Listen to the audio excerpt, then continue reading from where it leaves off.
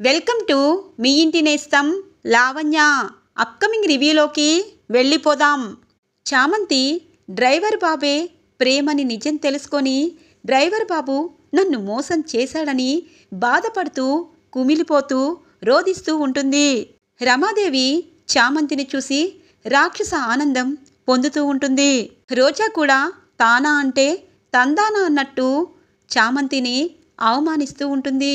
ఇదంతా చంద్రిక చూస్తూ బాధపడుతూ ప్రేమ్కి హర్షవర్ధన్తో నిజం చెప్పమని చెప్తూ ఉంటుంది. ఇంతలో రమాదేవి వచ్చి ఇక ప్రేమ్కి మరోసారి వార్నింగ్ ఇస్తూ ఉంటుంది. చూడు ప్రేమ్, నాకు ఒట్టు వేశావు. ఆ చామంతితో మాట్లాడినా, ఒకవేళ తన గురించి ఆలోచించినా నా శవం అనగానే అమ్మా నేనలా చెయ్యను అని చెప్పి అంటూ ఉంటాడు ప్రేమ్. రమాదేవి చామంతిని ఎలాగైనా ఘోరంగా అవమానించి దాని పొగరు దించాలని చెప్పి, ఏయ్ నేను నిషా కోసం కొత్త శాండిల్ కొన్నాను, అవి తీసుకునిరా అనగానే ఇంతలో చంద్రిక వెళ్ళబోతూ ఉంటే, ఆగు, నేను ఇక్కడ పని వాళ్ళని ఒక్కొక్క పని కోసం నియమించాను. ఆ శాండిల్ తీసుకొని నిషాకి వెయ్యవలసిన పని ఈ చామంతికి అప్పగించాను. నువ్వెళ్తావేంటి అని అంటుంది రమాదేవి. చామంతి బాధపడుతూ రూమ్లోకి వెళ్ళి ఇక కొత్త శాండిల్ని తీసుకుని వస్తుంది. అన్నయ్య, నిశ్చితార్థానికి టైం అయిపోయింది, పదండి వెళ్దాం అని చెప్పి అందరూ హాల్లోకి వస్తారు. పంతులు గారు ఇక, అమ్మా మీరు అర్జెంటుగా పెట్టుడు ముహూర్తం పెట్టమన్నారని ఇలా సింపుల్గా ఈ ఎంగేజ్మెంట్ కానిచ్చేస్తున్నాము అని అంటారు. అవును పంతులు గారు, దుర్ముహూర్తం రాకుండా ముందుగా అమ్మాయి అబ్బాయి ఉంగరాలని మార్చుకోమని చెప్పాలి అని అంటుంది రామాదేవి. ఇటువైపు నిషా అమ్మా నాన్న, అటువైపు రామాదేవి హర్షవర్ధన్ సంతోషంగా ప్రేమ్ నిషాని చూస్తూ ఉంటారు. ఇక చామంతి ప్రేమ్ వైపు చూస్తూ ఉంటుంది. ప్రేమ్కి గుండెల నిండా బాధ నిండిపోయి చామంతికి నిజం చెప్పాలి, ఎందుకు చామంతితో చిన్నబాబే ప్రేమని చెప్పలేదన్న నిజం చెప్పాలని చాలాసార్లు ట్రై చేస్తూ ఉంటారు. కానీ చామంతి దూరంగా వెళ్తూ ఉంటుంది. ఏయ్ చామంతి, ఇందాక నీకు కొత్త శాండిల్ తీసుకురమ్మన్నాను కదా, అవి తీసుకురా అని చెప్పి అంటుంది. ఇక బాధగా చేత్తో శాండిల్స్ని తీసుకుని వస్తూ ఉంటుంది. నిషా కాళ్ళని చూపిస్తూ ఉంటుంది. నిషా కాళ్ళకి చామంతి చెప్పులని తొడుగుతుంది. గుండె పగిలిపోతూ ఉంటుంది ప్రేమ్కి. ఇదే కదా నాకు కావాల్సింది, పనివాళ్ళులా ఉండాలి, పెద్దింటివారు అయిపోతే ఇలాగే ఉంటుంది అని చెప్పి ఇక లోపలే అనుకుంటూ ఉంటుంది రామాదేవి. ఇటువైపు చంద్రికకి చాలా బాధ అనిపిస్తుంది. చామంతి, నీ మనసు నిండా ప్రేమ్ ఉన్నాడు, ప్రేమ్ మనసు నిండా నువ్వున్నావు, కానీ మీ ఇద్దరిని విడదీసే ఆ దేవుడు ఏం చేస్తున్నాడు అని చెప్పి మనసులో అనుకుంటూ ఉంటుంది చంద్రిక. ఇక చామంతి బాధగా నిషా కాళ్ళకి చెప్పులు వేసి కిందికి వస్తూ ఉంటుంది. ప్రేమ్ వైపు చూస్తూ ఉంటుంది కోపంగా. ప్రేమ్ మాత్రం నన్ను క్షమించు చామ్ అని చెప్పి మనసులో అనుకుంటారు. దుర్ముహూర్తం వస్తుంది, ఉంగరాలు మార్చే కార్యక్రమం జరగాలి అని చెప్పి పంతులు గారు చెప్పడంతో నిషా అలాగే ప్రేమ్ ఒకరికి ఒకరు ఉంగరాలు మార్చుకుంటారు. ఇక రమాదేవి చంద్రిక వైపు చామంతి వైపు పొగరుగా చూస్తూ ఉంటుంది. ఇక ఇద్దరి నిశ్చితార్థం అయిపోయిందమ్మా, త్వరలో పెళ్లి ముహూర్తాలు పెట్టిస్తే అప్పుడు వస్తాను అని చెప్పి పంతులు గారు వెళ్ళిపోతారు. ఇటువైపు నిషా అమ్మా నాన్న రమాదేవి హర్షవర్ధన్కి చెప్తారు. బావగారు, నిజం చెప్పాలి అంటే సింపుల్గా ఎంగేజ్మెంటు పూర్తయిపోయింది, పెళ్లి మాత్రం అతిరథ మహారథుల సమక్షంలో నా కూతురు మీ కొడుకు పెళ్లి జరగాలి అని అంటారు. అయ్యో అలా అంటారేంటన్నయ్యా, త్వరగా ఎంగేజ్మెంట్ అవ్వాలని ఈరోజు పెట్టించాము, కానీ మాకు కూడా ఇలా హడావుడిగా చేయడం ఇష్టం ఉండదు అని అంటుంది రామాదేవి. ఇక చామంతి ఎల్లబోతూ ఉంటే, హే ఎక్కడికి వెళ్తున్నావు, భోజనాలు పూర్తయ్యాక మొత్తం టేబుల్స్ అన్నీ క్లీన్ చేసి పళ్ళాలు కడిగి అప్పుడు వెళ్ళు అని అంటుంది. అమ్మా తను ఈరోజే కదా డిశ్చార్జ్ అయ్యి వచ్చింది అనగానే, చూడు చంద్రిక, తనకి వత్తాసు పలకాలని నువ్వనుకుంటున్నావు, కానీ దాని పొగరు దించాలని నేననుకుంటున్నాను. నా కొడుకు ఈ రమాదేవి కొడుకునే ప్రేమించి వలలో వేసుకుంటుందా?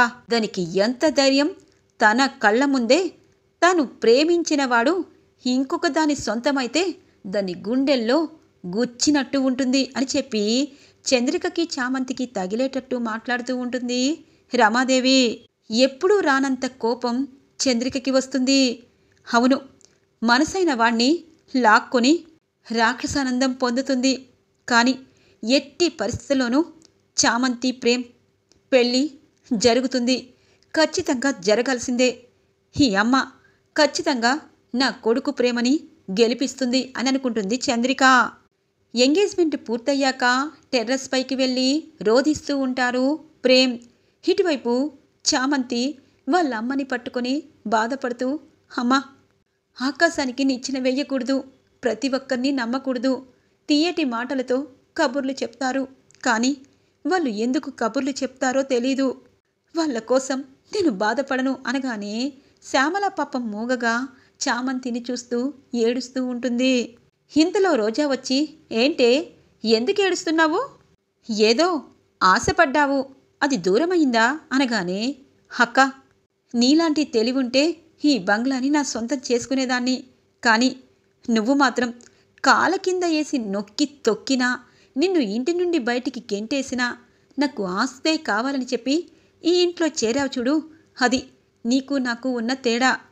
వెళ్ళు, నన్ను మాటలు అనే ముందు నువ్వు నీకు అద్దంలో చూసుకో అని అంటుంది చామంతి. పొగరికేం తక్కువ లేదు అని చెప్పి వెళ్ళిపోతుంది రోజా. ఇక చామంతి ప్రేమ్ తనకిచ్చిన పెద్ద బుక్కు ఉంటుంది కదా, ఆ బుక్కుని చూస్తూ ఉంటుంది. ఎందుకు ఎందుకు బాబు నన్ను మోసం చేశారు? నా గుండె ఎందుకు నమ్మటం లేదు? నా కష్టంలో సుఖంలో ఉన్న మీరు నన్ను ఎంతగా మోసం చేస్తారని కల్లో కూడా అనుకోలేదు. కానీ ఒకటి మాత్రం నిజం, మనిషి ఎన్ని కష్టాలు వచ్చినా మనం చేసే పని ఆపకూడదు. అందుకే నేను చదువుకోవాలి, లాయర్ అవ్వాలి, మా నాన్నని బయటికి తేవాలి, అది నా ధ్యేయం అని చెప్పి పాపం బుక్కులన్నీ ఒక దగ్గర పెట్టుకొని రేపు కాలేజీకి వెళ్ళాలని చామంతి ఇక అన్నీ సర్దుకుంటూ నిద్రలోకి జారుకుంటుంది. తెల్లగా తెల్లవారుతుంది. చామంతి కాలేజీకి చేరుకుంటుంది. కాలేజీ యాజమాన్యం అంతా చామంతి బ్రతికి బట్ట కట్టి ఇక కాలేజీకి రావడంతో అందరూ చామంతిని చూస్తూ, మృత్యుంజయరాలివి, నిజం చెప్పాలంటే ప్రేమ్ లేకపోతే ఈరోజు నువ్వు లేవు అనేవాడి. కానీ నువ్వు మళ్ళీ మా కాలేజీకి వచ్చినందుకు చాలా సంతోషంగా ఉంది. అమ్మ చామంతి, ఈసారి ఏదైనా జాగ్రత్తగా తీసుకొని మా కాలేజీ యాజమాన్యం ఇక నాటకాలని సీరియల్ని రక్తి కట్టిస్తుంది అని చెప్తారు కాలేజీ యాజమాన్యం.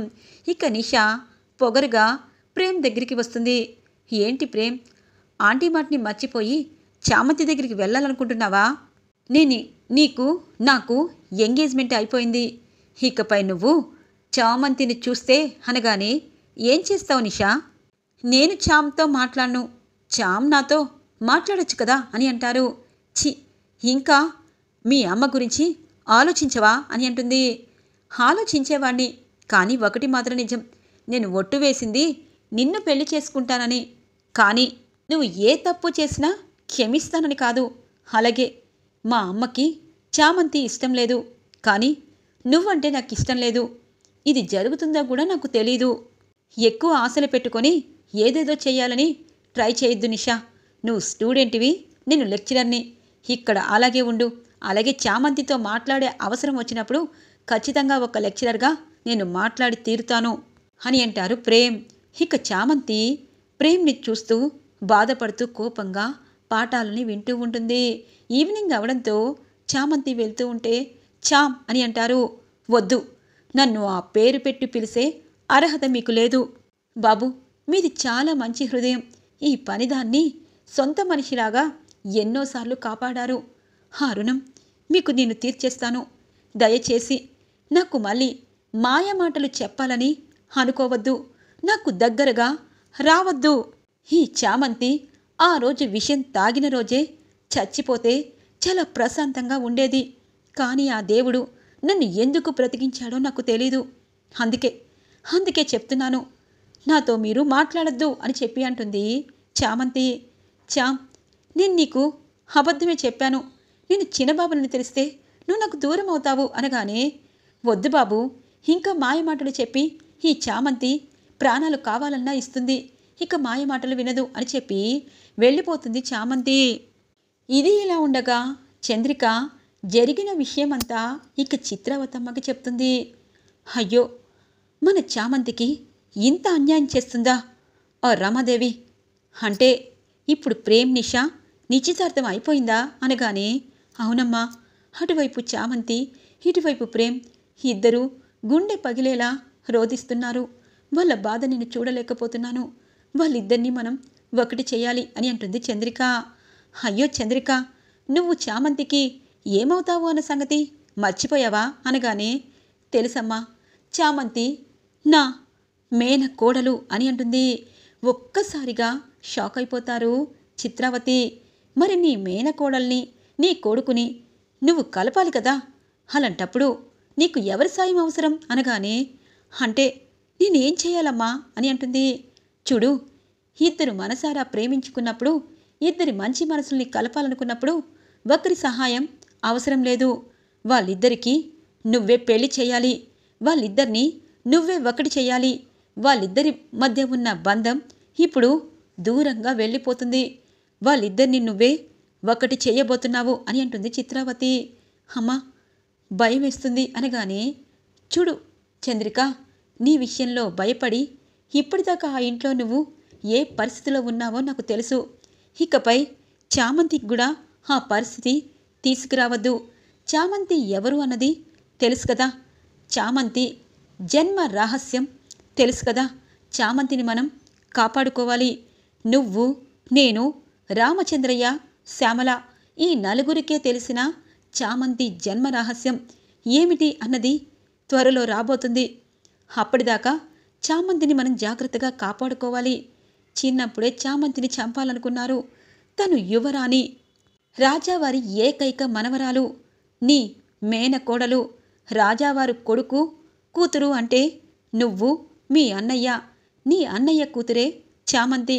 అలాంటి చామంతి ప్రేమని, నీ కొడుకు ప్రేమని నువ్వే ఒకటి చేయాలి. ఇక రమాదేవి నిన్ను ఎదిరిస్తే నేను వస్తాను అని అంటారు చిత్రావతి.